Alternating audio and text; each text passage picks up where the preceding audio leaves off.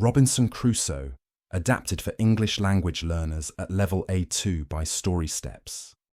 Chapter 2, Slave and Escape. We sailed from London and crossed the wide ocean. The wind was good and the journey went well. The sea seemed calm and friendly. I learned quickly how to control the ship, tie ropes, and read the sky. The sailors were pleased with me, and the captain treated me kindly.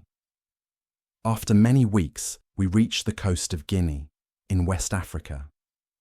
Everything looked new and strange.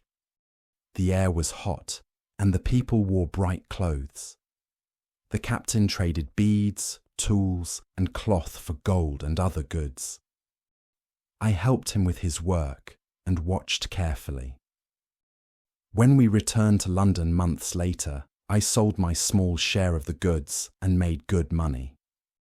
I was proud of myself.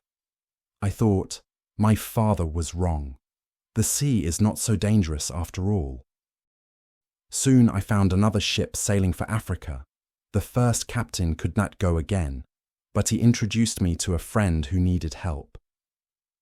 "This voyage will be even better," the man said. I believed him. For some weeks everything went well. The sky was blue and the sea shone like glass. But one morning we saw a strange ship on the horizon. It came closer, moving fast. The captain looked through his glass and cried, "Pirates! Pirates from Morocco!" The pirates fired their guns. The sound shook the air.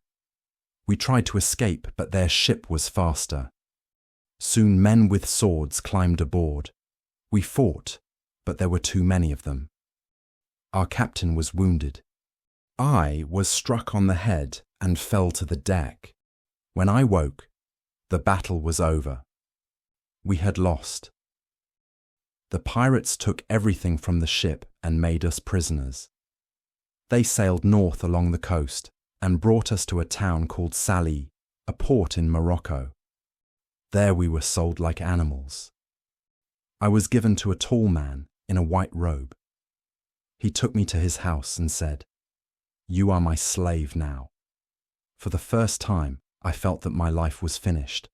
I had no hope. My master was a fisherman. Each day I helped him carry nets, clean fish, and fix ropes. Sometimes he went to sea in a small boat, and I stayed behind to guard the house. At night, I lay on the floor and thought of England. I missed my parents and hated myself for not listening to them. Years passed slowly. I spoke little, but I learned some of the local language. My master trusted me more and sometimes sent me fishing with 2 servants, a young boy named Jury and a man from Morocco. One hot day, my master told me, "Tomorrow we will go fishing again. Take food and water for the boat."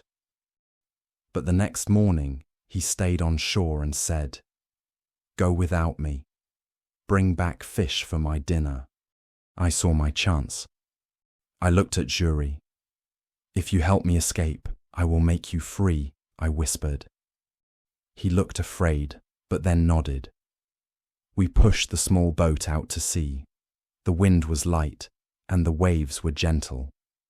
When we were far from the shore, the other man stood up to throw the net. Quickly I pointed my gun at him and shouted, "Go, swim to land or die." He jumped into the water and swam away. Jury and I were alone. I turned the boat toward the south. "Now, my friend," I said, "we are free." We sailed for many days along the coast. We had little food and drank water from the sea's edge when we could. At night we slept under the sail. Once a great lion came down to the shore. Its eyes shone in the dark. I fired my gun and it ran away. Another time we saw people on the beach. They waved to us, but I was afraid they might kill us or sell us again. We stayed at sea and passed quietly by. The sun was strong and our faces burned. The water ran low. I thought we would die. But on the 12th day, we saw a ship in the distance, a large one with white sails. We raised a piece of cloth to show we needed help. The ship turned toward us. When it came near, I saw a cross painted on the sail. It was a Portuguese ship. The captain shouted in a friendly voice, "Who are you?" I called back, "Englishmen, prisoners escaped from Sallee." The captain sent a boat and pulled us aboard. He gave us food and water. Never had I tasted anything so good. When he heard our story, he said, "You are lucky men. The sea has been your enemy, but today it is your friend." He treated us kindly during the rest of the voyage. When we reached Brazil, he helped me sell the small boat and paid me for some goods we had saved. I wanted to keep Jury with me, but the captain offered to take the boy in his own service. He promised to teach him and make him a free man in 10 years. Jury looked at me with tears in his eyes and said, "I will go, master. The captain is a good man." I agreed. I had no choice and no money. I thanked the captain for his kindness. He smiled and said, "You will do well here, Mr. Crusoe. Work hard, and God may bless you yet."